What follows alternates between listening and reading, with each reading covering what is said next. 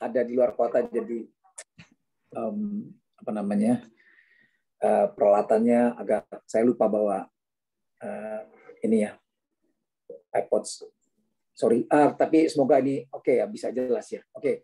Hari ini saya akan bawakan suatu perumpamaan yang hari dalam Matius 25 ayat 1 sampai 13, suatu perumpamaan yang sering sekali kita dengar ya, yaitu perumpamaan tentang 10 gadis ya. Parable of 10 virgins kalau yang bahasa Inggrisnya ya. Jadi ada 10 gadis, 5 gadis yang disebut gadis bijak dan 5 gadis yang bodoh. Nah, Bapak Ibu Saudara sekalian, perumpamaan ini Tuhan Yesus sedang berbicara mengenai 2 jenis orang Kristen, ya. Atau 2 jenis, ada yang bilang juga 2 jenis gereja yang sedang menyambut, ya, menantikan kedatangan Kristus, kedatangan Tuhan Yesus kembali. Dan kita tahu bahwa kedatangan Yesus kembali bukan sebagai manusia lagi, tetapi sebagai Tuhan yang akan menghakimi semua manusia, dan dia akan datang dalam kemuliaannya. Ya, dalam ayat 14 dikatakan dalam perumpamaan tentang kambing dan domba, Tuhan Yesus akan datang dengan para malaikatnya ya, untuk menghakimi. Nah, di sini diumpamakan bahwa orang-orang Kristen yang menyambut Tuhan Yesus ini ada yang bijaksana, ada yang bodoh. Ya, nah kita lihat kenapa gadis atau gereja atau orang Kristen ini disebut bodoh. Ya, kita tahu bahwa 5 gadis yang bijak ini selamat. Ya, dia boleh masuk ke rumah bersama dengan mempelai pria yaitu Kristus, tetapi yang bodoh tidak bisa masuk. Ya, mereka tidak bisa masuk dan ditolak ya oleh Tuhan Yesus. Ya, ditolak oleh Tuhan Yesus. Dan dalam perumpamaan-perumpamaan yang Matius 24 sebelumnya dan sesudahnya, setelah ditolak dibuang, dan itu adalah gambaran dari kebinasaan ya, neraka, kata John MacArthur. Nah, kita lihat di dalam Matius 25 ayat yang ketiga ini, kenapa gadis-gadis ini disebut gadis yang bodoh dan mereka tidak selamat? Ya, kenapa? Nah, perbedaannya gadis bodoh dengan gadis yang bijak ini adalah satu-satunya adalah dalam perumpamaan di sini adalah minyak. Ya, jadi gadis yang bijak itu membawa minyak cadangan, dan gadis yang bodoh ini tidak membawa minyak, bawa lampu tapi nggak bawa minyak. Ya, lampu itu menggambarkan terang, ya, yaitu Tuhan. Ya, artinya mereka memang mengaku sebagai pengikut Yesus, ya kan, sehingga mereka tidak tersesat mestinya. Ya kan, karena Yesus adalah jalan, kebenaran, dan hidup. Nah, itu digambarkan dengan lampu terang, dan setiap orang Kristen adalah terang dan garam. Jadi ini adalah orang Kristen, tapi mereka disebut gadis yang bodoh dan tidak selamat, ditolak, ya, tidak dikenal oleh Tuhan Yesus. Walaupun mereka mengaku mereka itu adalah Kristen, ya. Siapakah gadis yang bodoh itu? Boleh tolong di slide yang nomor 5 ya, langsung skip aja di situ, atau nomor 4. Ciri dari gadis yang bodoh itu adalah bukan, terus skip ya. Skip. Terus lagi. Terus berikutnya. Terus enggak, di atasnya sebelumnya. Ya. Nah, ini alasan yang di bawah ini. Ya, bukan, terus ada slide. Nah, ini. Alasannya kenapa ya dia tidak membawa minyak. Nah, minyak ini saya waktu tanya sama teman-teman ya, sama yang ibadah di Mandarin, bahkan pekerja juga, ada yang bilang minyak itu urapan Roh Kudus. Jadi itu orang yang nggak ada urapan Roh Kudusnya. Atau ada yang bilang itu nggak dipenuhi Roh Kudusnya. Ya, karena minyak itu lambang dari urapan Roh Kudus. Minyak itu lambang dari Roh Kudus. Jadi tidak ada Roh Kudus di dalam hidup dia. Makanya ada gereja-gereja yang mengajarkan kalau seseorang itu, ini benar ya, di Amerika ada, di Kanada ada, saya nggak tahu di Indonesia ada nggak. Kalau tidak dibaptis Roh Kudus, tidak berbahasa roh, tidak selamat. Nah, ini ayatnya. Jadi kalau tidak dibaptis Roh Kudus, tidak selamat. Ya, tidak berbahasa roh jadinya. Jadi harus berbahasa roh. Kalau tidak berbahasa roh, nggak selamat. Nah, apakah minyak itu bicara karena memang ini menentukan keselamatan. Karena dia tidak bawa minyak, nggak selamat.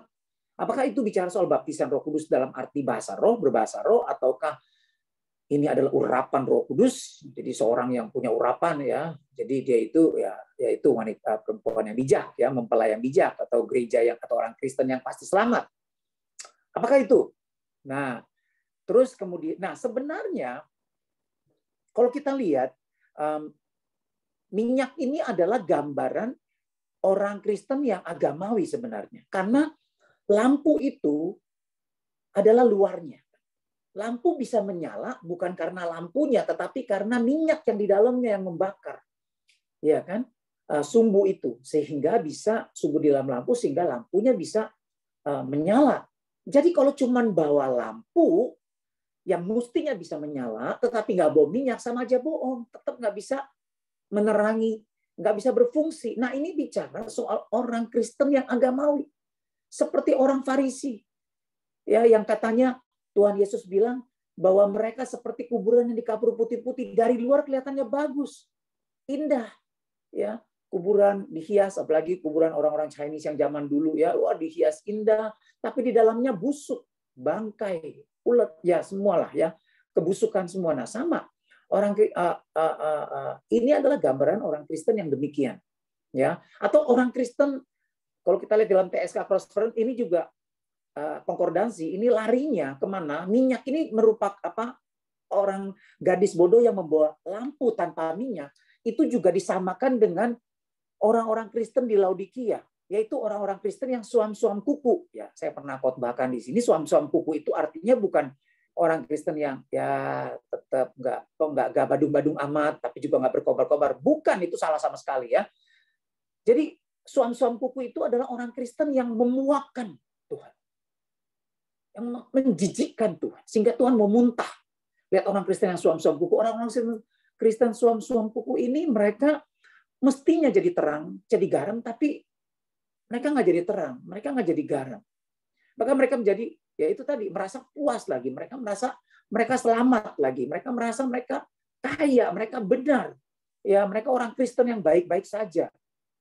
Mereka nggak sadar, padahal mereka itu adalah buta. Ya, mereka pikir mereka mengerti kebenaran, padahal mereka buta akan kebenaran.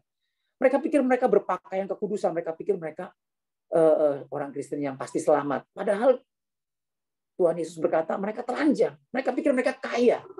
Ya, tetapi Tuhan Yesus berkata mereka miskin, bahkan mereka itu malang. Nah, itu, ya, inilah gambaran lain dari atau pengertian dari orang Kristen yang dilambangkan dengan gadis yang bodoh ini, yaitu yang membawa lampu tanpa minyak. Ya, jadi itu jelas karena dikaitkan dengan tidak selamat. Nah, jadi orang yang Kristen yang tidak selamat yaitu orang Kristen tanpa perbuatan dan tanpa buah atau karakter. Yang seperti Yohanes Pembaptis pernah bilang kan, hai kamu orang-orang Farisi, yaitu kan keturunan ular beludak, ya kan, tapak sudah tersedia di pohon, di bawah pohon, ya, untuk menebang pohon yang tidak berbuah. Ya, nah jadi kata Yohanes Pembaptis, hasilkanlah buah sesuai dengan pertobatan kamu. Jadi kalau kamu ngaku orang Yahudi, orang yang beragama, orang yang takut sama Tuhan, hasilkan buahnya yang benar, karakter yang benar. Ada pertobatan yang sejati. Lah kalau enggak, ya kamu dipotong. Nah ini, jadi bicara kebinasaan selalu bicara soal karakter. Enggak ada kelihatan manifestasi, ya, dia sebagai orang Kristen. Orang yang hidup dalam dosa, intinya begitu. Jadi tidak ada terang di dalam. Jadi lampu punya, ya, beragama Kristen, dibaptis, aktif dalam gereja, mestinya mereka jadi terang, jadi garam, tetapi nggak berfungsi karena nggak ada minyak. Nah, ya, lalu kita lihat slide yang di atas justru sekarang. Nah, kita lihat juga, lalu pada saat mempelai datang, jadi kondisinya kita lihat bahwa karena tunggu terlalu lama, ya, jadi gadis yang bijak juga gadis yang bodoh ini tertidur semua. Nunggunya kelamaan. Ya, ini juga gambaran dari orang Kristen, kita bisa lemah, kita bisa, namanya kita manusia, ya, bisa capek, bisa burn out, ya, bisa ya ada masa-masanya lah, lagi down, ya, lagi letih, lesu. Nah, pada saat itu kita bisa tertidur, tetapi menjelang kedatangan Tuhan, itu akan ada tanda-tanda zaman yang jelas. Sehingga semua orang Kristen, baik yang Kristen KTP atau Kristen yang sungguh-sungguh, itu berasa, wah, ini benar nih, ini kedatangan Tuhan nih. Ya, apa? Itu tadi mulai ada krisis. Ya, kan tanda-tanda zaman kan ada tuh. Ya kan, nabi-nabi palsu. Ya kan, antikris. Terus kemudian ya itu lagi pandemik, ya kan, bencana alam. Ya kan? Nah, terus kemudian ada plak, ya plak ya itu seperti sekarang ini ya, pandemi gitu ya. Seluruh dunia, ya kan. Itu tanda-tanda tuh. Ya, jadi itu membuat orang-orang Kristen seluruh dunia jadi sadar, bangun semua. Wah, kita mesti siap-siap nih. Udah mau datang, dekat sekali nih kedatangannya. Ya, nah, jadi akhirnya mereka dibangun, mereka terbangun semua. Tetapi, nah ini dia, gadis yang bodoh ini baru sadar, lampunya nggak bisa nyala, nggak berfungsi. Ya, tadi mungkin masih ada kelap-kelip, masih ada ya lampu biasa ada bekas-bekasnya kan. Tetapi begitu dia bangun kan malam, nggak ada lagi, kering.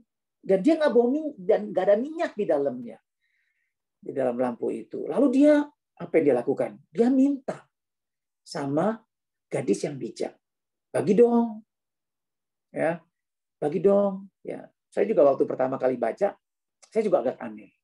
Kok gadis yang bijak ini pelit ya, egois ya? Dia kok nggak nolong temennya, sesama saudaranya? Kan kita harus menolong saudara kita, betul nggak?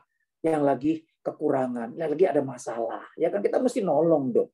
Apalagi kita punya apa yang dia mau. Kok kita nggak bagi sih? Ya kan, bahkan kan kasih yang sejati itu adalah apabila seorang sahabat menyerahkan nyawanya loh bagi saudara-saudaranya kan. Nah, jadi kita lihat mengapa 5 gadis yang bijak itu dia itu dibenarkan walaupun dia tidak membagi minyaknya kepada gadis yang bodoh. Ya. Padahal kan mestinya ajaran Tuhan Yesus kita mesti berbagi. Nah, kita lihat di dalam Matius 25 ayat 9 jawaban dari si gadis yang bijak itu kepada gadis yang bodoh. Tetapi jawab gadis-gadis yang bijaksana itu, tidak. Nanti tidak cukup untuk kami dan untuk kamu. Lebih baik kamu pergi kepada penjual minyak dan beli di situ. Ya. Jadi jawabannya ini benar, dibenarkan. Ya, dia tidak salah. Kenapa? Alasan pertama. Ya, alasan pertama adalah kita boleh menolong orang lain. Ya, kita rugi nggak apa-apa. Tapi jangan sampai karena kita menolong orang lain, kita kehilangan keselamatan kita. Kita menjadi celaka. Ini dalam kekekalan. Ini bicara soal kekekalan. Jadi nggak bisa kita artinya ini sesuatu yang tidak bisa dibagi. Kalau kita bagi akibatnya, kita sendiri nggak selamat. Bisa. Dia nggak selamat, kita nggak selamat. Ya. Nah, jadi menarik nih. Jadi minyak ini nggak bisa dibagi, Bapak Ibu. Ya, minyak ini nggak bisa dibagi. Oke? Jadi dua-duanya nggak selamat kalau dibagi. Ya. Nah, yang kedua alasannya. Alasannya adalah ini kasih karunia keselamatan itu hanya cukup untuk diri kita sendiri, Bapak Ibu. Jadi minyak ini bicara soal apa? Bicara soal kasih karunia Allah yang menyelamatkan kita. Roh Kudus, iman yang sejati. Ya. Lahir baru. Lahir dari air dan lahir dari roh. Tapi ini lebih ke lahir dari roh. Pengalaman bersama Tuhan. Gak ada minyak. Ya. Nah, yang membakar. Minyak ini yang membakar, yang membuat kita menjadi terang. Nah, apa bahan bakarnya? Hubungan kita sama Tuhan. Ini bicara soal pengalaman bersama dengan Tuhan. Ya. Nah, jadi kita nggak bisa membagi ini kepada orang lain. Nah, makanya Bapak Ibu, kita lihat ya ada orang-orang yang, waduh itu pendeta hebat loh, luar biasa, tempel, habis. Akibatnya apa? Begitu pendeta itu sesat semua. Contoh tuh di Guyana, di Amerika kan tahun 1970-an kalau nggak salah. Oh, itu pendetanya karismatik banget. Ya, Jim John namanya. Ya, jadi waduh, punya banyak pengikut dia. Dia bikin satu kota di Guyana. Wow, mereka jual harta, mereka kumpul satu komunitas Kristen di sana. Luar biasa karismatik. Tetapi Jim John bilang, ini saatnya Kristus mau datang. Kita mesti menyambut dia. Mati, bunuh diri, minum racun semua. Semua mati. Lihat. Ya, kita nggak bisa mengikut orang. Kita nggak bisa memperoleh kedamaian, keselamatan. Kita nggak bisa memiliki pengalaman bersama Tuhan dengan nempel sama pendeta. Waduh, pendeta favorit. Jadi kalau pendeta ini diserang, waduh, kita jadi marah, fanatik. Ya, kita lihat di medsos tuh. Jadi kalau pendeta gacoannya itu, wah, ditunjukin kesalahannya, ya kan, wah, ngamuk tuh, dibela-belain habis-habisan. Itu umatnya nggak dewasa. Salah. Dia akan jatuh di mana pendeta itu jatuh. Dia akan salah di mana pendeta itu salah. Jadi kita nggak boleh melekat kepada seorang pemimpin rohani atau kita nggak boleh mengandalkan, aduh kalau kita sendiri ini hancur deh, jadi gue mesti nempel nih. Ya benar, kita boleh kita belajar ya, tetapi nggak boleh, aduh kalau nggak ada dia nih, kalau nggak ada hamba Tuhan ini, wah celaka gue nggak bisa. Salah. Nggak ada ayatnya tuh datang kepada Petrus, datang kepada Paulus, enggak. Datanglah kepada Yesus. Matius 11 ayat 28 berkata, marilah kepadaku yang letih lesu dan beban berat, aku akan memberikan kelegaan. Ya, jadi kita harus datang kepada Yesus, bukan datang kepada manusia. Celakalah, terkutuklah orang yang mengandalkan manusia. Ya, jadi kita nggak boleh, kita harus belajar mengandalkan Tuhan. Ingat, pada saat kita ada dalam lembah kekelaman, apa yang bisa menghibur kita? Siapa yang bisa menguatkan kita? Gadanya dan tongkatnya itulah yang menghibur kita.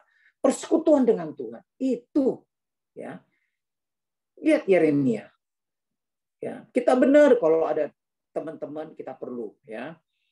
Kita perlu ada 2-3, kita ada dalam kompak, dalam keadaan normal kita perlu ada kompak. Dulu saya merasa saya orang Kristen itu seperti Raja Wali, ya, dan Raja Wali selalu terbang sendirian. Eagles always flying alone. Yang terbang rame-rame itu bebek. Nah, jadi saya nggak mau jadi Kristen bebek, saya jadi Kristen Raja Wali terbang sendirian. Wah, lupa.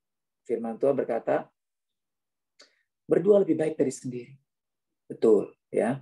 Jadi bertiga lebih baik lagi. Jadi kita harus saling menjaga. Ya, tapi bukan berarti itu kita dalam keadaan normal. Ya, kita harus ada dalam komunitas. Tetapi ada saat-saatnya Tuhan mengizinkan. Pada saat kita ada dalam lembah kekelaman, kita ada goncangan badai dalam kehidupan kita. Percaya deh. Walaupun kita punya banyak teman, komsel yang doain kita, nggak banyak nolong. Kalau kita dekat dan melekat kepada Tuhan. Betul. Ya. Karena hanya gadanya, tongkatnya itu bicara soal apa? Itu bicara soal penyertaan Tuhan, itu bicara soal firman Tuhan yang adalah pelita yang menjadi terang yang menjaga kita supaya kita tidak tersesat. Ya. Nah, itu bicara soal itu. Oke. Nah, kembali.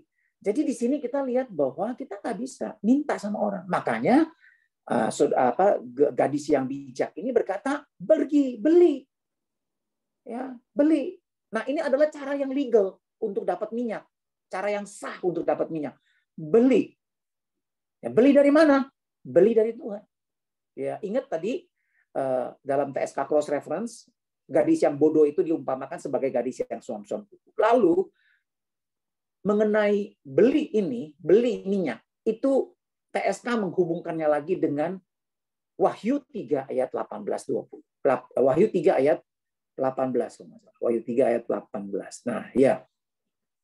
Maka aku menasihatkan supaya engkau membeli daripadaku emas yang telah dimurnikan dalam api, agar engkau menjadi kaya dan juga pakaian putih supaya engkau memakai. Jadi di sini disuruh beli minyak. Jadi kita harus beli minyak dari mana? Dari Tuhan. Beli ini bicara soal ada harga yang mesti dibayar. Ya, betul. Kita keselamatan kita peroleh bukan karena usaha kita, tapi karena kasih karunia Tuhan, karena pengorbanan Tuhan Yesus. Yes, tapi jangan lupa oleh iman. Nah, itu bukan usahamu, ya kan? Nah, itu bukan usahamu, itu tidak merujuk kepada iman, tapi merujuk kepada kasih karunia. Jadi Efesus 2 ayat 8, oleh kasih karunia kamu diselamatkan, karena kasih karunia kamu diselamatkan oleh iman. Itu bukan hasil usahamu. Ya, jangan orang mengatakan bukan hasil usahamu, itu merujuk kepada kasih karunia. Keselamatan. Keselamatan itu bukan usaha kita. Tetapi iman adalah respon kita. Ya, keputusan yang kita ambil, dan itu ada harganya. Setiap tindakan iman, ya, ada harganya. Nah, ini bicara itu. Ada resiko yang diambil. Ada harga yang mesti diambil. Setiap pertobatan sejati ada harganya. Harganya apa? Menyangkal diri, mikul salib. Nah, sekarang harga di sini bicara soal apa? Oke, penyangkalan diri. Tapi ada yang lebih penting lagi. Bagaimana membeli dari Tuhan? Nah, membeli di sini juga merujuk kepada satu ayat, ya, di mana ayat ini dimulai ya sebenarnya sama, sebenarnya datang ke Yesus, ya, mari kepadaku yang letih lesu. Nah, kita lihat di dalam Yesaya 55 ayat yang pertama. Yesaya 55 ayat yang pertama, tapi dalam bahasa Inggris ya, yang lebih jelas ya. Yesaya 55 ayat 1 di sini saya nggak ada, tapi kita buka Yesaya 55 ayat yang pertama. Di dalam bahasa Indonesianya nggak begitu jelas, bunyinya begini, ayo hai semua orang yang haus, marilah dan minumlah air. Ini bicara seperti Matius 11 ayat 28 ya. Marilah semua yang letih lesu dan beban berat, aku akan memberikan kelegaan kepadamu. Ya, hai semua orang yang haus, marilah dan minumlah air. Dan hai orang yang tidak mempunyai uang, marilah terimalah gandum tanpa uang, membeli dan makanlah juga anggur dan susu tanpa bayaran. Kalau dalam bahasa Inggrisnya lebih jelas ya, dia bicara begini.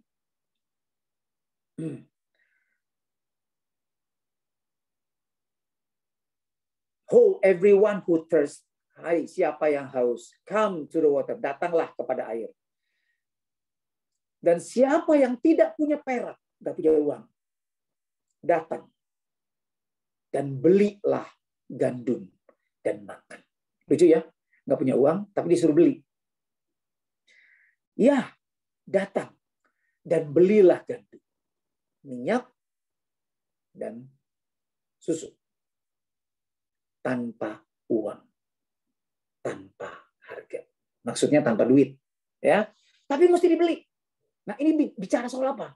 Beli di sini bicara soal hati yang sungguh-sungguh sadar, bertobat. Ya, nah makanya Tuhan Yesus sedang menegur itu Laodikia itu kayak gitu, yang sadar ya, mereka nggak sadar, mereka tidak tahu bahwa mereka tidak tahu, mereka tidak sadar bahwa mereka itu berdosa, mereka nggak sadar. Kalau orang sadar dia berdosa dia bisa bertobat kan. Nah Tuhan Yesus katakan beli dari aku, artinya sadari kemalangan kamu, ya, sadari kamu tuh butuh saya. Lihat nih saya sedang mengetuk kamu. Nah ini bicara soal kehausan, sadar bahwa dia butuh Tuhan. Dia nggak bisa sendiri, dia celaka tanpa Tuhan. Ini maksudnya. Nah makanya Tuhan berkata dalam Matius 11, marilah semua yang letih lesu beban berat, aku akan memberikan kelegaan. Nah yang menarik adalah gadis yang bodoh ini pergi membeli. Ya kan? Tapi terlambat.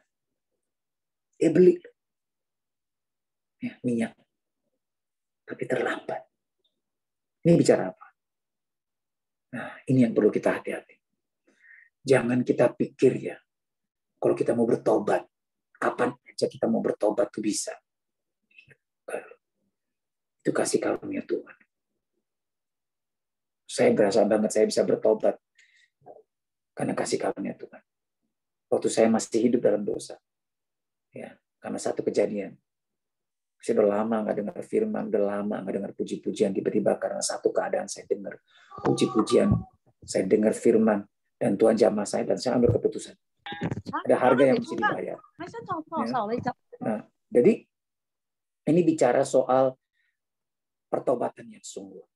Bapak Ibu, ada saatnya pertobatan yang sungguh itu terlambat. Ya. Jadi pada saat Tuhan mau datang, pada saat penghakiman itu mau datang, dia baru, oh ya, beli minyak. Oh ya, baru sadar nih. Aduh, ternyata gue gak punya lampu. Aduh, gue celaka nih. Gue perlu bertobat nih. Gue perlu cari Tuhan. Kadang terlambat. Jadi jangan kita menunda. Intinya begitu. Nah, kita lihat deh ayatnya ya, yang di Matius 25 tadi, Matius 25 ayat yang ke-12. Ya. Di situ kan dikatakan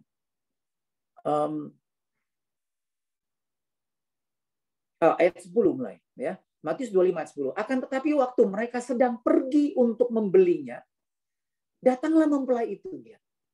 Kita nggak bisa semau gue mau bertobat. Enggak. Jadi kalau hari ini, jadi gini, ada firmannya bilang begini. Mendekatlah kepada Tuhan selama dia berkenan ditemui. Jadi ada hari-hari di mana Tuhan nggak berkenan ditemui. Ya. Hari ini, kalau engkau mendengar firman-Nya, jangan keraskan hati. Nah, ini bicara soal ini. Ini yang dimaksud. Jadi kita jangan tunda pertobatan. Hari ini kalau kita ditegur firman, hari ini bertobat, jangan bilang, nanti deh habis tanggung Tuhan, habis ini. Jangan banyak alasan. Karena kita nggak tahu hari esok. Coba lihat, betul nggak? Ya? Itu maksudnya.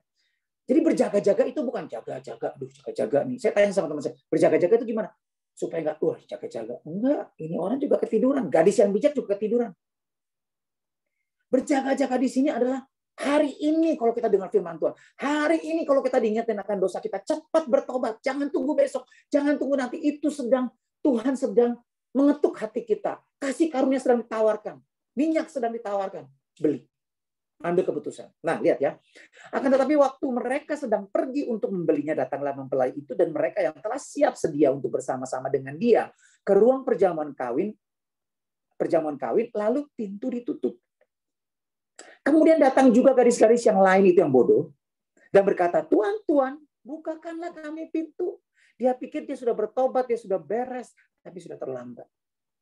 Dia sudah bawa minyak, lampunya sudah terang.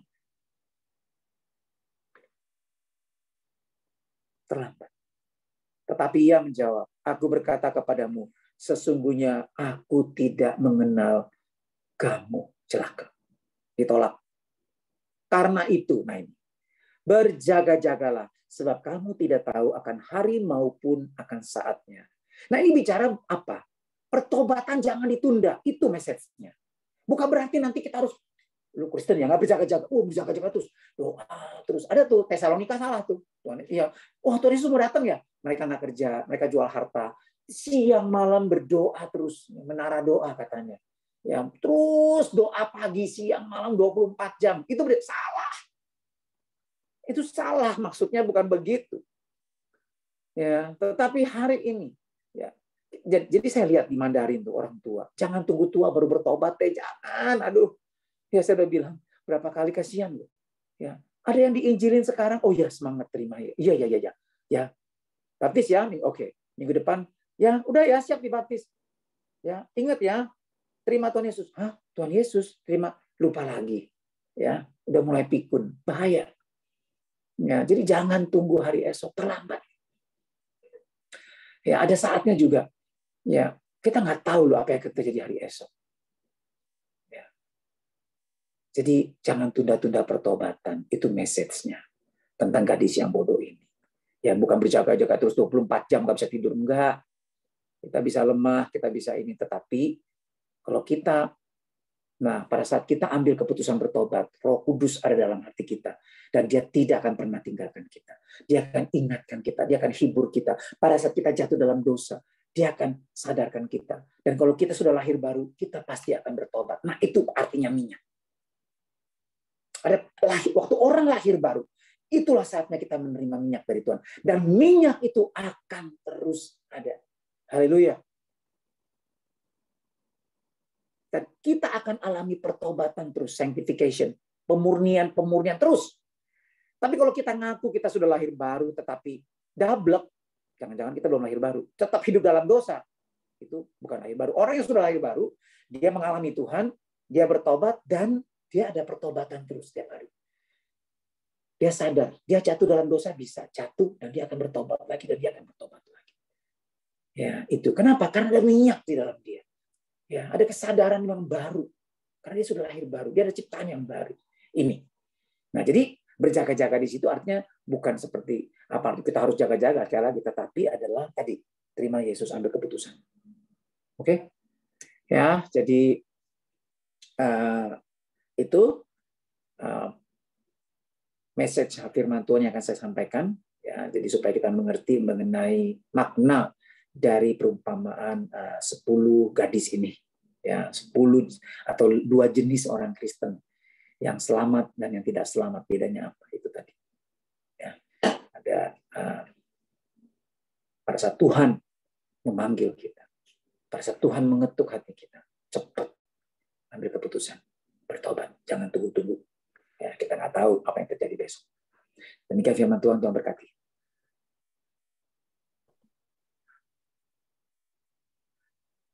Oke, Kak David. Seru ya. Ini Kak David berkali-kali bawain ini kalau ininya urusannya jadi masuk surga apa nggak masuk surga gitu ya. Memang itu perumpamaan itu artinya kan gitu kan. Ditolak kan. Tuhan bilang, aku tidak kenal kamu. Lalu kemana kalau nggak dikenal Tuhan?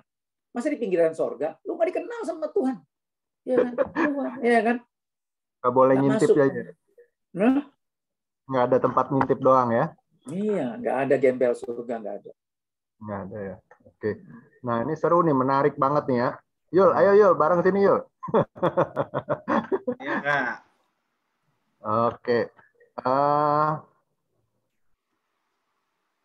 Teman-teman ada jangan ragu ya. Kalau mau tanya jangan ragu. Jadi kalau tadi mungkin terkaget-kaget, biasanya tafsirannya biasanya nggak kayak gini gitu ya. Terus ada pertanyaan, keraguan, atau saudara mungkin punya tafsiran sendiri. Saudara mau tanya silahkan. Nggak apa-apa, kita bebas di sini ya.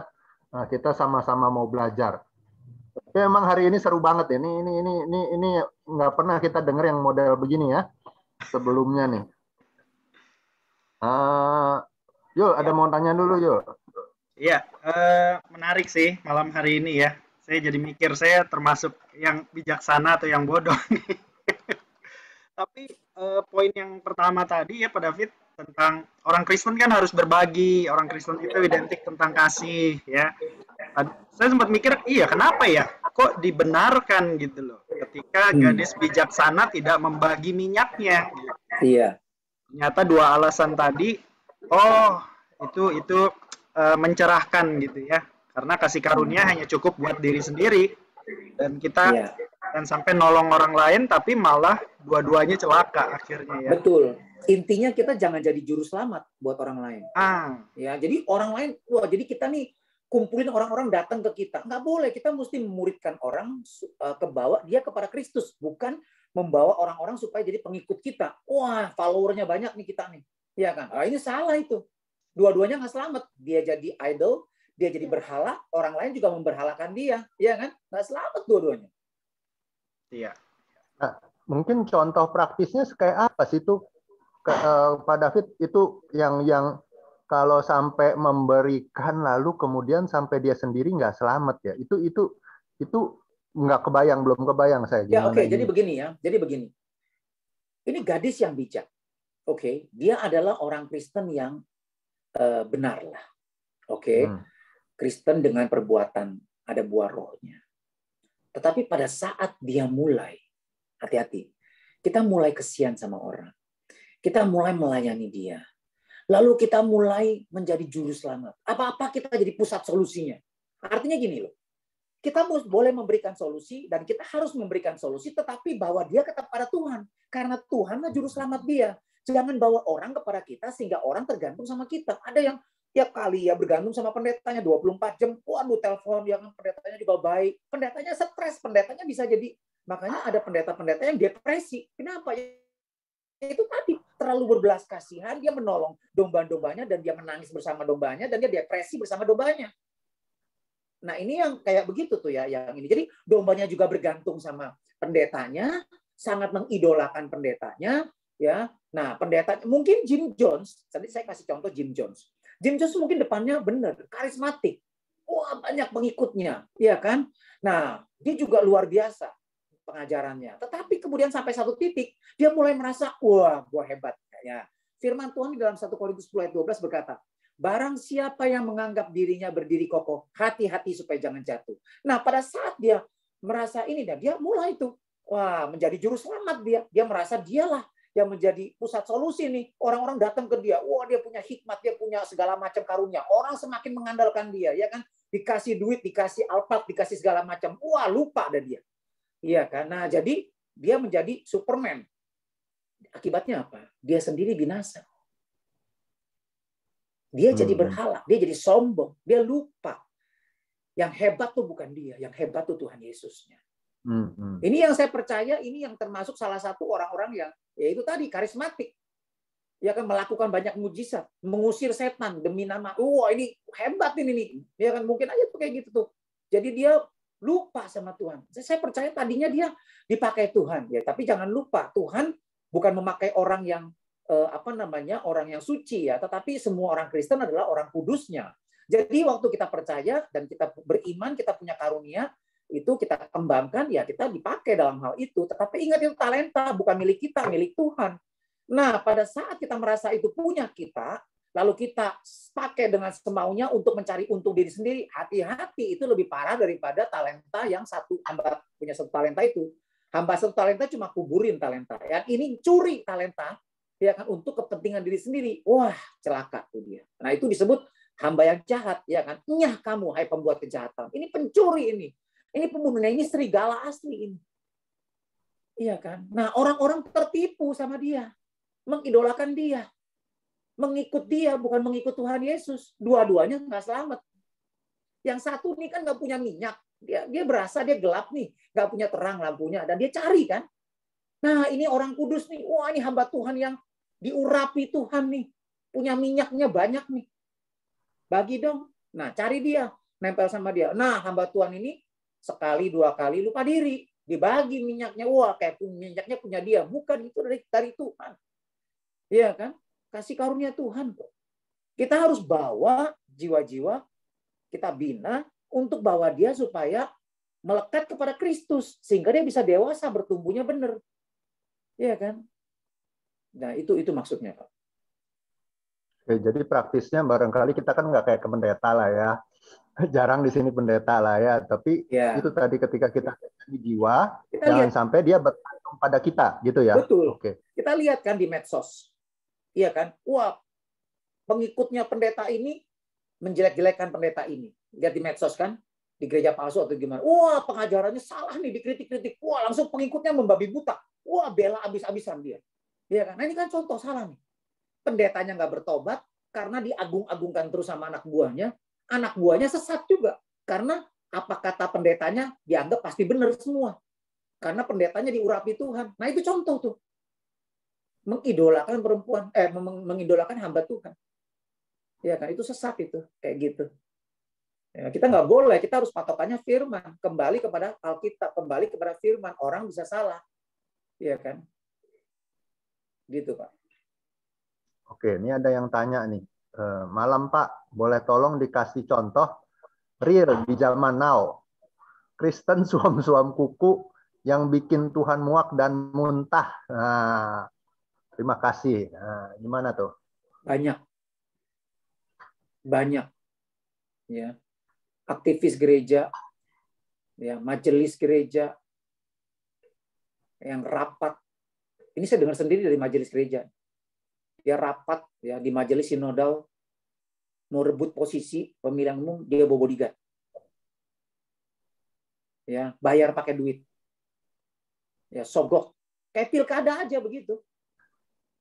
Ya kan, sogok supaya dapat posisi. Ya, mereka dapat kebanggaan. Ya, gaji nggak seberapa, tapi kebanggaannya itu loh. Ya kan. Nah, itu sinodal-sinodal yang ada yang kayak begitu ya. Nah, itu contoh udah jelas. Itu Tuhan muak kayak begitu. Ya, Kristen jadi ya kayak gitu. Ya. Jualan agama. Kan banyak tuh yang jualan agama. Ya kan?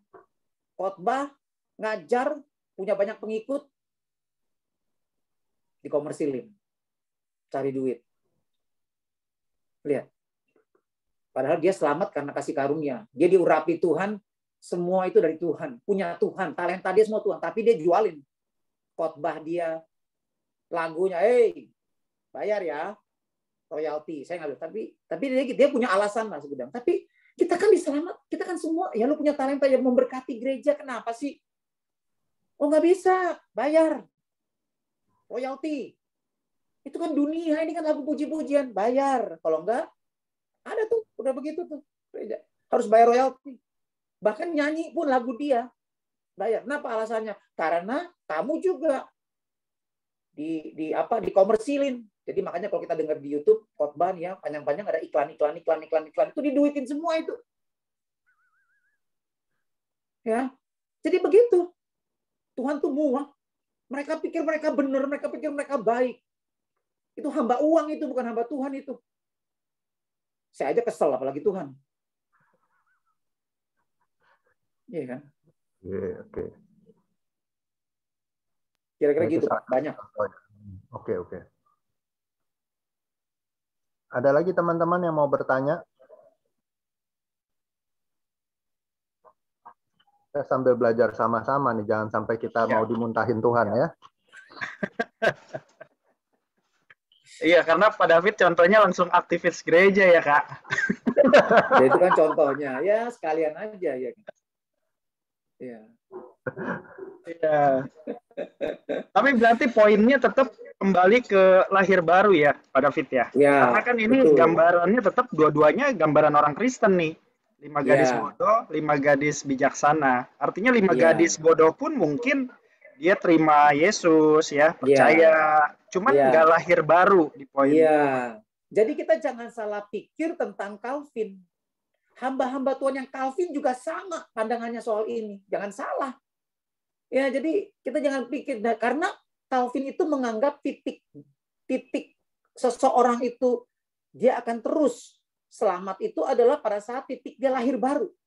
Pada saat dia lahir baru, maka ada Roh Kudus di dalam hidup dia yang akan terus memurnikan dia, sanctification terus. Dia akan pertobatan sejati. Nah, sekarang kalau ada orang ngaku lahir baru, tetapi nggak ada pertobatan setiap hari, ya, dia hidupnya tetap dalam dosa, ya, dia belum lahir baru namanya.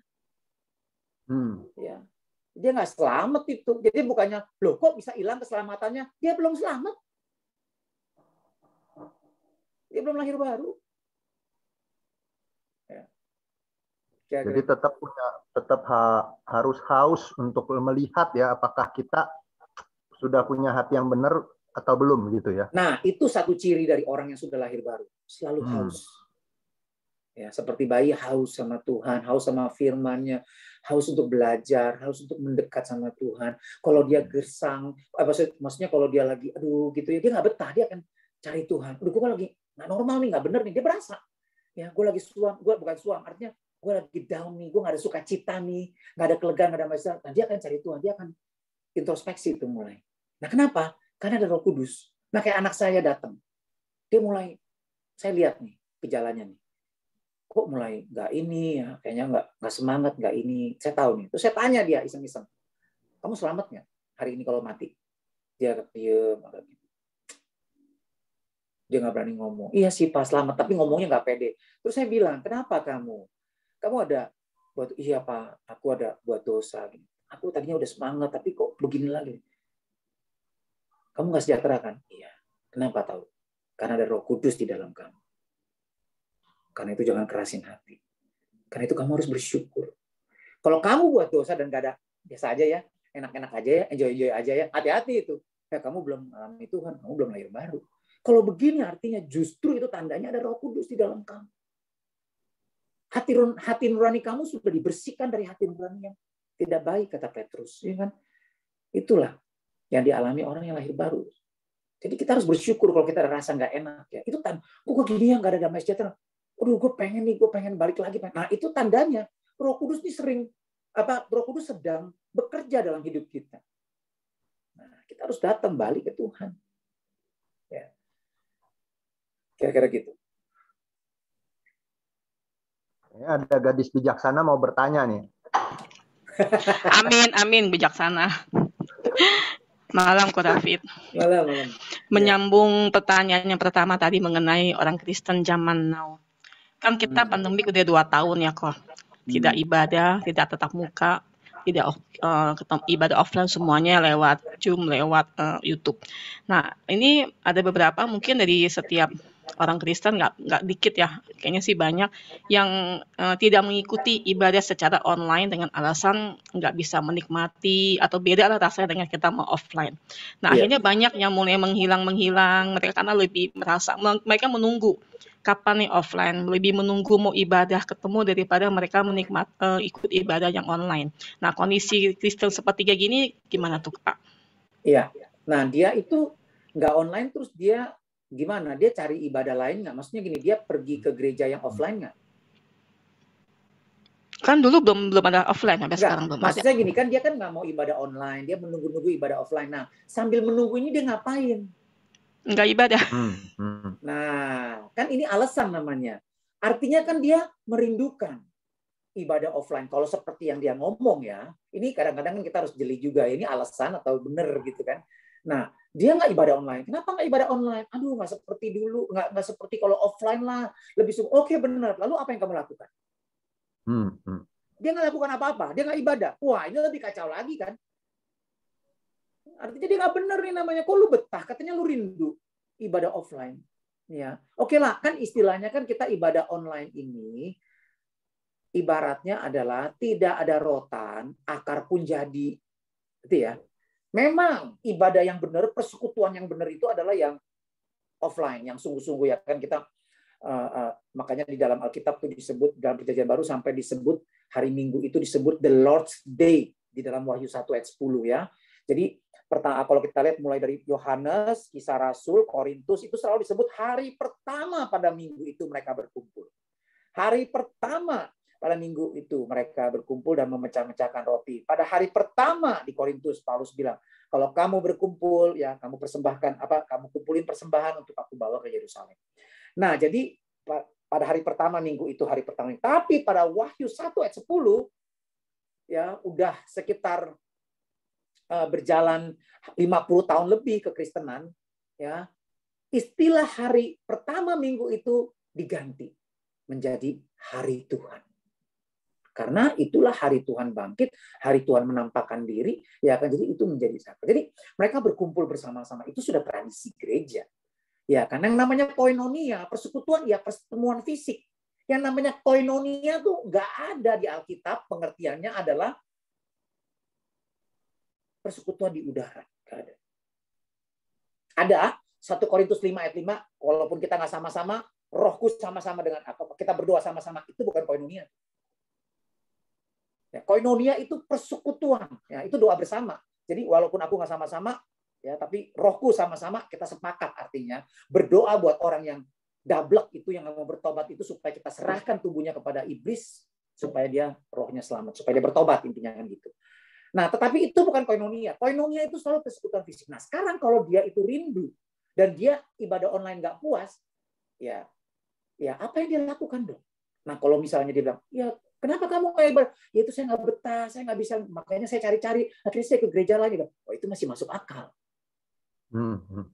Tetapi dia bilang ibadah online nggak bisa menggantikan ibadah offline. Oke, betul. Terus apa yang kamu lakukan? Ya udah, gue nggak ibadah. Loh, ini kan lebih nggak masuk akal lagi. Mestinya kan kehausan kamu ini kan kamu puaskan kayak orang, gue haus nih, mau minum nih, gue mau minum Sprite, nggak ada. Ya udahlah, saking air juga jadi, ya kan? Nah ini air nggak bisa menggantikan Sprite nih. Sekarang ibadahnya Sprite ini ibadahnya offline deh. Sekarang air putih ini ibadah online, ya kan? Gue haus nih, gue pengen banget Sprite atau Coca-Cola deh. Tetapi nggak ada Coca-Cola, ya sudahlah, air juga ya namanya haus, ya udahlah gue minum, ya kan? Ya itu ibadah online, namanya haus, gue akan minum. Tetapi nggak bisa nih, gue nggak bisa menggantikan kehausan gue akan Coca-Cola.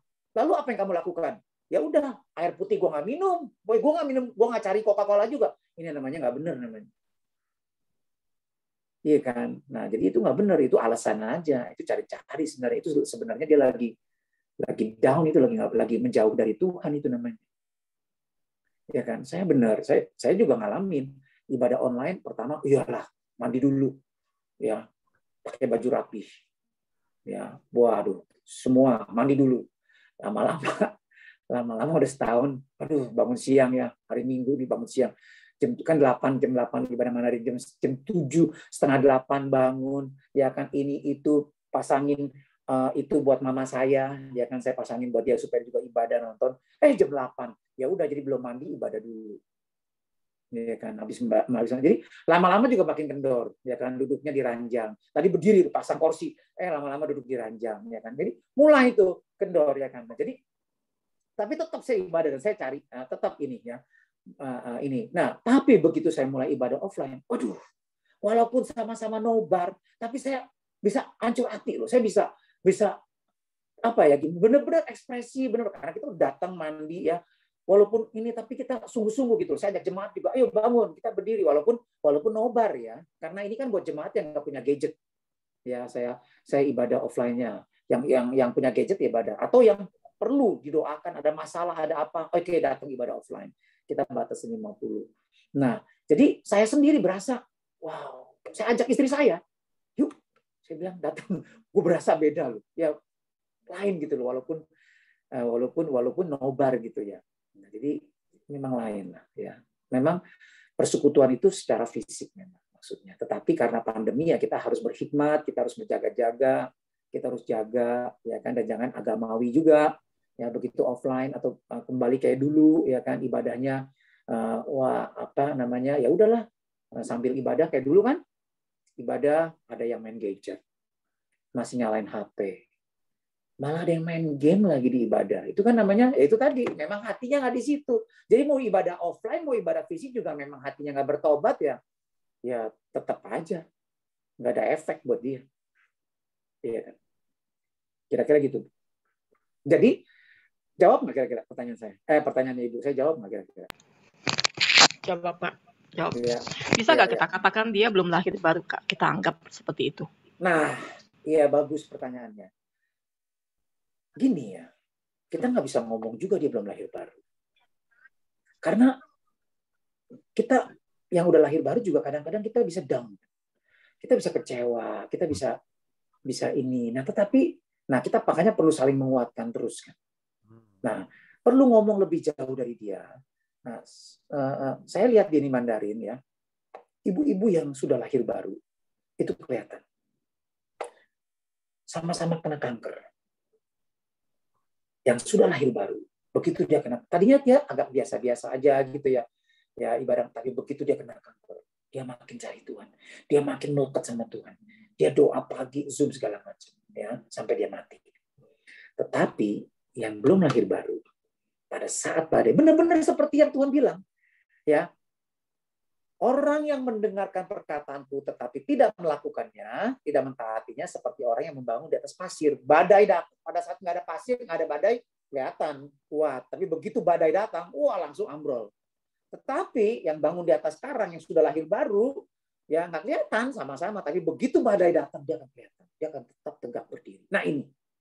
Nah intinya gini, ayat itu yang belum lahir baru, itu tadi. Waduh, dia mulai goyang, kepahitan ya, kepahitan sama cucunya, memang cucunya juga badung ya. Terus kemudian mulai komplain sama Tuhan, mulai banyak hal deh. Mulai mikirin soal duit segala macam. Nah, kita kuatin terus iman dia, kita doain sampai saat-saat terakhir dia. Ya, jadi intinya kita nggak bisa tahu juga sampai saat badai datang. Kalau badai datang, dia mencari Tuhan, dia semakin nah ini tandanya dia memang lahir baru. Tetapi begitu badai datang, dia langsung hilang atau kemana jelas. Nah, ini mungkin belum lahir baru itu. Ya. Kira-kira gitu. Makanya kadang kita lihat di dalam perumpamaan, ya ingat nggak? Ada perumpamaan gandum sama jerami. Ya, pada saat belum penghakiman itu masih tumbuh bersama. Pas mau di itu malaikat bilang mau di itu, jangan dulu, jangan. Pekerja-pekerja mau cabut, jangan, belum waktunya. Nanti pada saat masa panen baru tuh kelihatan. Ya kan? Nah, kalau lagi bertumbuh nggak ketahuan, nanti kamu salah. Kamu potong jerami maksudnya, tapi kepotong gandum karena sama-sama mirip. Iya kan, sama. Sekarang juga kita bisa lemah, kita bisa jatuh, belum kelihatan. Tetapi pada saat nanti menjelang hari penghakiman, pada saat badai datang, kita akan kelihatan mana yang buah, mana yang nggak ada buah. Nah, itu kelihatan. Nah, pada saat semakin mendekat hari penghakiman, ya makin jelas. Makanya pemisahan itu pada saat sudah masa panen, pada saat hari penghakiman baru dipisahkan kambing sama domba, ya kan? Nah, pada saat mempelai datang, baru kelihatan tuh efeknya. Yang mempelai bodohnya ditolak, mempelai yang bijaknya masuk ke dalam. Ya kan? Kayak gitu. Nah, tapi sekarang kita lebih baik saling mengencourage teman-teman deh. Supaya bertobat hari ini, kalau dengar firman, jangan anggap enteng. Jangan, ya kan, santai-santai. Cepat bertobat deh, benar-benar bertobat deh. Ya. Karena kita nggak tahu loh hari esok. Kita nggak tahu loh.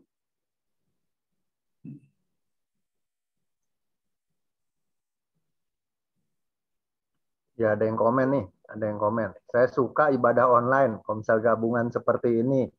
Sebelumnya jika ibadah offline di hari kerja seperti saat ini, saya tidak yakin bisa sampai tempat tepat waktu karena macet dan jarak. Ya. Jadi memang ada plus minus lah ya.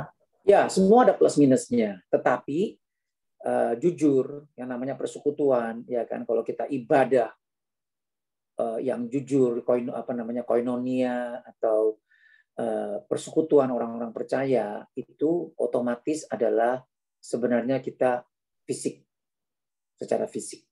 Ya. Nah, kita lihat di dalam pandemi juga ya memang saya mau tanya jujur deh, lebih suka pandemi?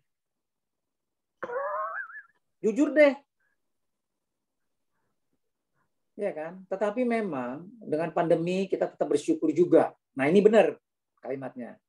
Walaupun pandemi, bersyukur, ya kan? Walaupun di tengah masa paceklik, antikris, secupak gandum sedinar, ya kan?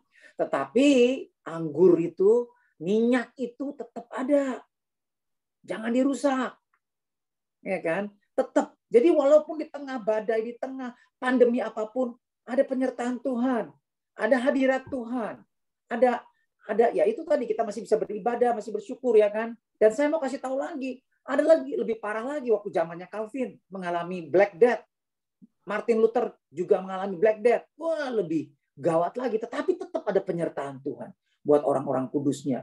Ada pengalaman bersama Tuhan di tengah badai, ya kan. Tetapi kalau mau ngomong jujur ya mendingan ya pada saat nggak ada badai dong. Itu kan orang normal. Kalau ada orang yang suka pada saat pandemi, suka pada saat masalah datang, itu namanya masokis. Ya kan, suka mengalami nggak normal, suka disiksa, itu orang itu namanya. Nggak ada orang yang suka kan sebenarnya. Ya, tapi kita tetap bersyukur, itu yang benar. Tetap bersyukur, ya kan. Tetap mengalami Tuhan, itu yang benar. Yes. Tapi koinonia itu sendiri bedanya apa selain ketemu fisik? Gini. Oke, koinonia itu gini. Koinonia itu sebenarnya kalau kita lihat maksudnya adalah begini. Ya, saling mengisi. Boleh dibilang itu juga melambangkan atau diartikan sebagai hubungan suami istri yang intim, yang akrab. Bukan sekedar sama-sama berdoa, bukan sekedar sama-sama belajar firman, bukan sekedar sama-sama bekerja sama, ya kan, tetapi benar-benar loh, ya kita akrab, ya saling menajamkan, besi menajamkan, ada gesekan, ya ada sakit, tapi bertobat lagi, beres lagi, bisa salah paham, bisa, tetapi dia teman saya, dia saudara saya, wah kita balik lagi, ya kan, kita beres lagi, saling mengisi, saling mau itu loh, ya akrab yang kayak begitu. Nah itu koinonia tuh, persekutuan seperti itu. Ya. Artinya walaupun fisik pun belum tentu koinonia. Yes. Ya. Tetapi koinonia juga akan rindu dia untuk bersekutu. Kayak saya misalnya sama anak saya jauh, kita rindu ketemu. Kita rindu walaupun kita Zoom. Ya anak saya jauh anak sekolah di ini kan kangen, ya pengen ketemu. Ya nggak puas, ya mendingan sekarang. Dulu cuma surat-suratan kalau zaman dulu kan. Ceritakan, kalau sekarang kan kita bisa Zoom, kita bisa Skype segala macam kan, ya puji Tuhan lah, ya tapi nggak bisa menggantikan persekutuan secara fisik pribadi gitu loh, ya kan itu natural, itu memang. Nah ada seorang yang psikolog, bukan psikolog, waktu saya dengar di El Sinta ya, mereka bilang bahwa manusia diciptakan secara makhluk sosial, dan makhluk sosial itu pertemuan fisik tidak bisa, pertemuan online tidak bisa sama kualitasnya dengan pertemuan fisik. Ya, itu natural, itu alam, itu memang begitulah manusia. Iya kan? Jadi manusia yang, coba lihat aja, manusia yang bergaul dengan maya, dunia maya terus, itu nggak normal tuh orang. Ya, anak muda nih, remaja, yang dia digaji, wah di dunia maya tuh dia aktif banget. Dia di kamar bisa seharian, dia nggak keluar-keluar, dia betah. Begitu keluar di Cooper tuh orang jadi aneh tuh orang. Nah, kenapa? Dia sudah tidak sesuai dengan kodrat dia. Dia makhluk sosial. Dia jadi asosial, antisosial jadinya ya kan. Dia sendiri, dia di dunia sendiri, ya itu tadi. Ya, dia berteman sendiri di dunia maya, dia bisa eksis di dunia maya. Tapi begitu fisik, dia nggak bisa. Nah, ini dia akan banyak penyesuaian. Nah, ini menunjukkan bahwa itu dia ada sesuatu yang kurang di dalam dia. Ya. Tetapi kita sebagai anak Tuhan, walaupun di tengah badai, walaupun di tengah pandemi, kita tetap bisa mengalami hadirat Tuhan. Yes, kita tetap bisa belajar, ya kan? Semakin mengenal Tuhan. Yes, kita bisa berdoa sama-sama. Yes, ya, tetap. Karena itu kita harus bersyukur apapun yang terjadi. Ya, gitu ya. Tetapi kalau kualitas, ya nggak bisa lah disamakan. Namanya juga dunia maya sama dunia real ya lain lah, ya kan? Oke ya, kira-kira gitu Pak. Ya yuk, silakan yuk. Bapak Ibu masih ada lagi kah yang mau bertanya? Mumpung masih ada Pak David ya, kasih nanya. Oke. Tapi sebenarnya poinnya adalah di berjaga-jaganya ya Pak. Nah, ini yang tadi saya bilang, berjaga-jaga di sini jangan dianggap, dulu saya pikirnya, wah jaga-jaga terus. Bahaya lu, gue kalau nggak berjaga-jaga malah yang dikit, nggak selamat gue. Ketinggalan totonya. Saya pernah tuh, takut ya, hidup dalam dosa, terus kemudian tidur, begitu bangun, wah rapture. Aduh, gue ketinggalan, gue nggak diangkat, aduh celaka ada gue. Jadi kan, bukan begitu.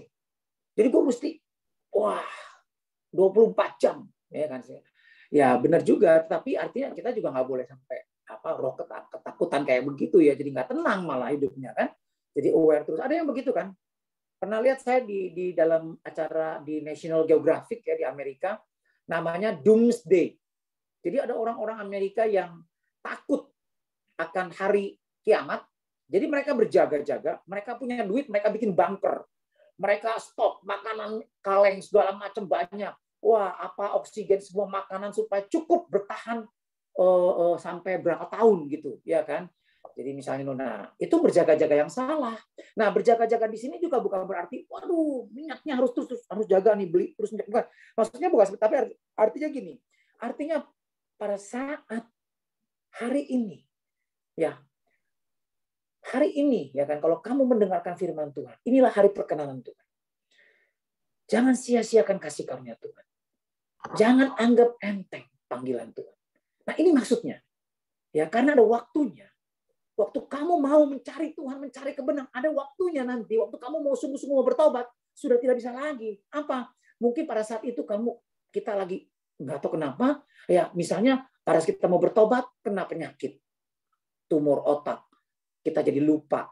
Alzheimer. Jadi apalah segala macamnya. Ada halangan. Nah kita belum sempat. Padahal kita udah sadar. Nah, hati-hati loh, itu kan perbatasan itu, kita nggak tahu nih orang udah bertobat atau belum, lahir baru atau belum kan, hati-hati. Nah banyak orang juga, ada kayak teman saya namanya Anton ya, udah meninggal. Waktu saya sama-sama pakai narkoba, saya ingetin dia, bertobat Ton, Tuhan baik lu gini gue sih. Alah udahlah Fit, lu mah nggak ngontrol, gue mah ngontrol. Seminggu atau berapa minggu kemudian ya mati dia, kebakaran. Nah lihat. Ya, jadi seminggu sebelumnya dia minta izin istrinya dugem. Nanti deh sekali lagi gue dugem, sekali lagi. Ya, pakai narkoba segala macam sekali lagi. Istrinya baik. Aduh, anak Tuhan baik. Ya. Nah, istrinya juga kebakaran 60%. Ya, tapi selamat. Nah, dia dan dua anaknya meninggal kebakaran. Ya. Jadi dan nggak sempat bertobat dia. Jadi jangan, nah itu tadi. Nanti deh. Gue mengontrol, gue tahu kok kapan gue di luar batas. Nah ini Laodikia nih. Dia pikir dia aman, dia pikir dia beres, nggak taunya dia tuh telanjang, dia miskin, dia buta. Hati-hati, ini orang ciri-ciri orang Kristen yang belum lahir baru gitu, merasa puas dengan dirinya. Nah itu. Ya. Orang Kristen yang benar itu nggak akan puas dengan kerohanian. Kayak Paulus, dia udah diangkat ke surga. Dengar kata-kata yang nggak boleh dengar oleh manusia, langsung dari Tuhan. Sapu tangannya ditakutin sama setan. Dia membangkitkan orang mati. Tetapi dia bilang apa? Filipi 3 ayat 8. Semuanya aku anggap sampah. Yang penting adalah buat saya supaya saya semakin bisa mengenal kebenaran firman Tuhan. Belajar lagi. Itu kata gnosis. Filipi 3 ayat 8. Dia pengen lagi. Padahal dia menulis sebagian 50% ya, separuh dari perjanjian baru dia yang tulis. Tetapi dia masih kurang. Pengen lagi lebih mengenal kebenaran firman. Ayat yang 10, Filipi 3:10, ginosko. Dia pengen lebih akrab lagi sama Tuhan. Nah, ini yang benar. Dia merasa, nah dia bilang, bukan berarti aku sudah sempurna. Atau aku sudah memperolehnya. Ya kan? Tapi aku berusaha. Kalau aku dapat menangkap Kristus. Karena aku sendiri sudah ditangkap. Nah, ini yang benar. Bayangin loh Paulus. Kita belum levelnya Paulus kan. Kalau Paulus aja masih begitu semangat, menggebu-gebu, pengen berusaha lebih lagi dan merasa gak puas dengan keadaan dia. Apalagi kita. Nah, ini Kristen yang benar. Tapi kalau kita merasa, gue udah cukup baik, gue udah cukup rohani, Pak. Walaupun online, gue udah cukup bagus. Gue doain orang lewat online, pelepasan. Haleluya. Puji Tuhan. Gue sudah cukup baik. Urapan Tuhan, minyak Tuhan udah cukup di gue. Hati-hati tuh. Justru itu jangan-jangan jadi Laodikia. Orang Kristen yang benar, nah seperti anak-anak. Kalau kamu nggak seperti anak ini, anak kecil, lu nggak selamat. Anak kecil itu selalu apa? Pengen tahu, pengen belajar, haus, ya kan? Polos, ya kayak gitu. Makanya Steve Jobs juga ngomong, saya kaget lu Steve Jobs ngomong. Kalau lu mau rahasia, lu mau bisnis lu berhasil, mau jadi bisnisman berhasil, apa resepnya? Stay foolish, stay hungry. Wow. Jadi rupanya rahasia sukses dalam segala bidang sama. Termasuk dalam bidang kerohanian. Stay foolish, stay hungry. Itu yang benar. Kalau lu merasa lu udah hebat, lu merasa lu udah cukup kenyang, wow, hati-hati tuh. Itu namanya ayat yang mesti dia baca sering-sering adalah 1 Korintus 10 ayat 12. Barang siapa yang menyangka dirinya berdiri kokoh, hati-hati supaya jangan jatuh. Benar. Benar. Ya. Kita harus haus lebih lagi. Nah, itu baru normal itu. Oke, nah, itu aja sih. Jadi jangan salah paham ya pengertian berjaga-jaga itu.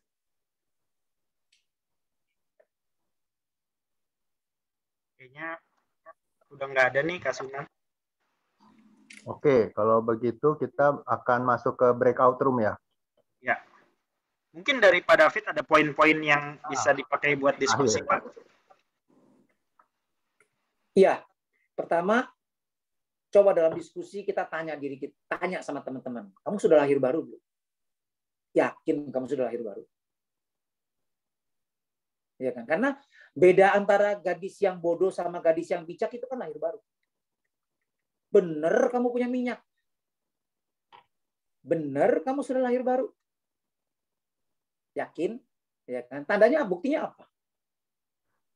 Nah, atau ada yang bimbang. Nah, ya oke, sharing aja di situ ya. Satu, tentang lahir baru. Nah, kedua, bagaimana kita membawa orang kepada Tuhan, bukan kepada kita. Bagaimana kita prakteknya tidak membagi minyak. Maksudnya gini loh, hati-hati loh, ya kan? Kita jangan bagi minyak nih. Kita ke orang lain. Kitanya akan down, kitanya akan jadi sombong. Hati-hati nih. Ya, dan ini sering terjadi di dalam pemuritan. Ya. Spirit control. Ya, kejadian tuh. Jadi dia jaga nih, ini domba-dombanya gua nih. Ya, nggak boleh yang lain nggak boleh ngajar. Nggak boleh, takut nanti sesat. Salah. Kita nggak bisa 24 jam jagain kawanan domba supaya jangan sesat, lu jangan kemana-mana. Lu mau cuma dengerin gua. Nih gua nih, pasti bener. Ya, yang lain jangan. Terus dia cut. Yang lain nggak boleh khotbah di sini. Ada yang begitu, nggak boleh. Nah itu spirit control tuh. Pemuritannya kuat, dia bagus, dia penuh kasih, tapi nggak bener itu, hati-hati. Dia sendiri jadi berhala, dia sendiri jadi nggak selamat, dia sendiri jadi nggak bener tuh. Hati-hati, dan dia sendiri akan burn out, dia sendiri akan capek, dia sendiri akan rugi. Jadi kita harus, nah caranya gimana? Kasih makan yang benar domba-domba supaya dia bertumbuh. Nggak apa-apa, dia mau denger yang lain, nggak apa-apa. Tapi yang penting kita isi yang benar supaya waktu dia denger yang benar, oh ini salah nih, oh ini nggak benar, ngerti nggak? Dia jadi dewasa dan kita ajar melekat kepada Kristus sehingga kapanpun, walaupun kita nggak ada sama dia, waktu dia mengalami cobaan, ada serigala yang berusaha menyerang dia, ada cobaan iblis, dia bisa, ngerti nggak? Lari ke Tuhan, melekat kepada Tuhan. Nah itu yang benar. Dia nggak langsung telepon ke kita. Aduh Pak, gimana nih Pak, jam 12 malam. Aduh gue stres nih, gimana? Nggak, dia lari ke Yesus. Karena Tuhanlah gadanya dan tongkatnya yang menghibur dia pada saat dia lagi berjalan dalam lembah kekelaman. Mazmur 23. Itu yang mesti kita ajarin ke mereka. Iya kan? Ya itulah saya pikir ya. Nah, jadi itu tuh yang perlu di-sharing dua hal itu, lahir baru dan jangan bagi minyak, jangan kita coba cek kita ininya spirit control baginya. Bagaimana kita bawa orang itu ke Kristus? Apa yang harus kita lakukan? Coba sharing itu. Karena kuncinya itu. Ya. Ya, pas nih waktunya ya. Ya. Thank you Pak David. Thank you sama-sama. Tunggu jadi berkat Pak David. Sama-sama, God bless. Oke, sebelum kita masuk BR ada pengumuman nih dari Ibu Gembala, silakan. Ibu Gembala yang bijaksana ya. Iya. Amin. Selamat malam, khususnya buat wanita-wanita yang ada di Zoom ini. Kita mau jadi wanita bijak yang terus punya minyak, tidak kekurangan minyak ya. Jadi kita mau menjaga, kita memastikan bahwa minyak kita masih penuh, masih full. Nah, kita mau mengadakan acara khusus untuk area kita tanggal 20 November, bicara mengenai seorang wanita yang berfungsi sebagai penolong.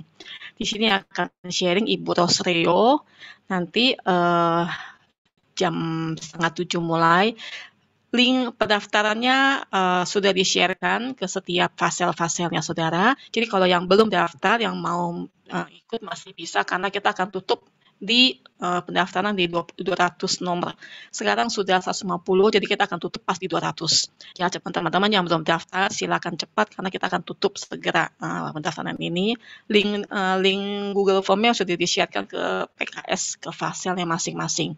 Ya, ini acaranya sangat menarik, ada kesaksian juga dan kita ada worship juga di sana nanti.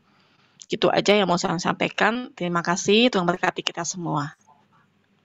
Oke, baik teman-teman, sebelum masuk sebentar ke BR, ke Komsel masing-masing ya, jadi waktunya bebas, hari ini nggak dibatasi, jadi nanti terserah ya, diselesaikan dan saling mendoakan setelah selesai diskusi bisa langsung selesai di sana. Dan info, jadi nanti kan kita setiap 2 minggu kita ada Komsel gabungan, tetapi nanti mulai 2 minggu di Rabu depan, 2 minggu kemudian, nanti kita usahakan Bapak Ibu Saudara, kita share-nya per teman kompak masing-masing ya, jadi tolong infokan ke teman kompak masing-masing, nanti jadi masuknya supaya share-nya lebih maksimal, karena kan di sini saya lihat ada yang cukup banyak gitu ya, kadang-kadang yang lain nggak kebagian sharing-nya, jadi persiapkan diri nanti di 2 minggu kemudian pas di BR-nya share-nya dengan kompak masing-masing. Oke, silahkan langsung Bapak Yuyul bisa ditolong masuk ke BR masing-masing. Ya, Kak.